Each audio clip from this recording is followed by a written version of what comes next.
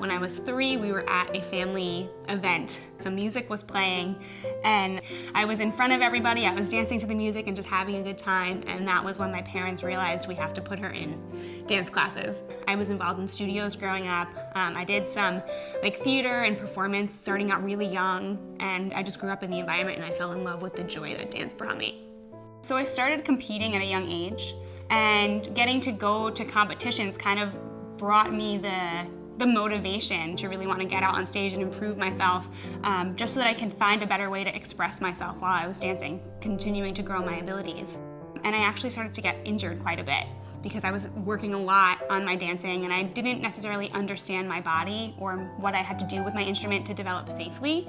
And it wasn't until I actually was ready to go to college that I realized I'm not going to be able to keep going this way and training professionally if I don't take care of myself.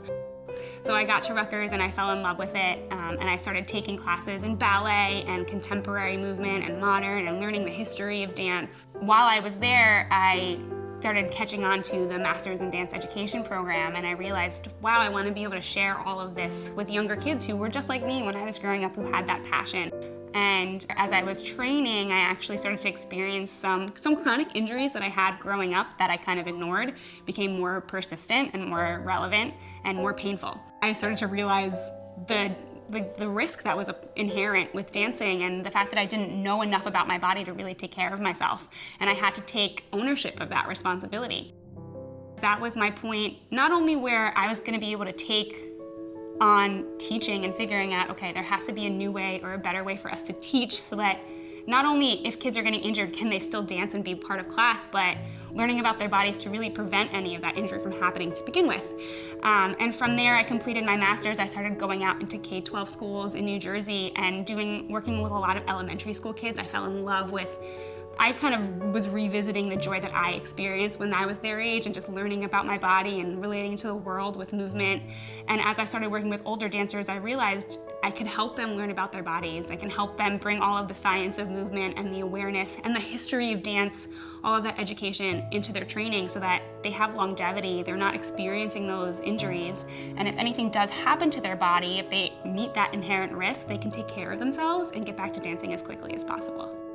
I want to work with dancers and help create personal programs for them, whether they want to work on their strength or they want to work on a specific goal or ability, or if they just want to get a better understanding of a dance form, and I'm going to help them build the artistry and skill to express that. Just seeing the community that we're in, I think that there's a need for that kind of attention and foundation when we're developing dancers.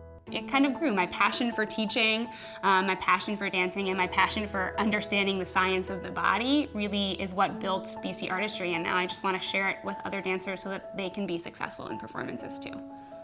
I like to visit clients, my dancers, right in their homes. One of the things that I've learned in my education background is that the environment you're in has a really big impact on how you learn, and almost the speed of your process. If you feel comfortable, you're more likely to pick up information faster, and then you're willing to develop at a quicker rate.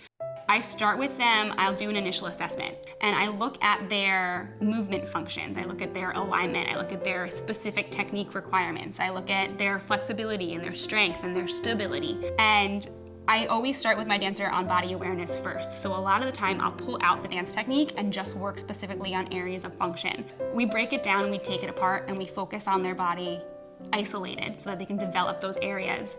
And once their awareness is developed and they learn about the muscles that are there and the bones that are involved in that movement, the structure of it, they take all those pieces and then we put it back together into their technique. Because they're building their technique with the understanding of their body, they're inherently preventing injury. So I think finding your voice and developing your artistry and your passion for dance is the biggest thing that I want dancers to take away from working with me. But underneath all of that, supporting all of it, is the science and the education that's coming along with working with me. And in terms of working with parents, I think that knowing that you can be confident in not only your dancers' abilities to perform well on stage, but know that they're taking care of themselves and they're doing it safely, I think is a breath of relief. there's something really important in having someone who comes to your home and breaks everything down for your dancer alone.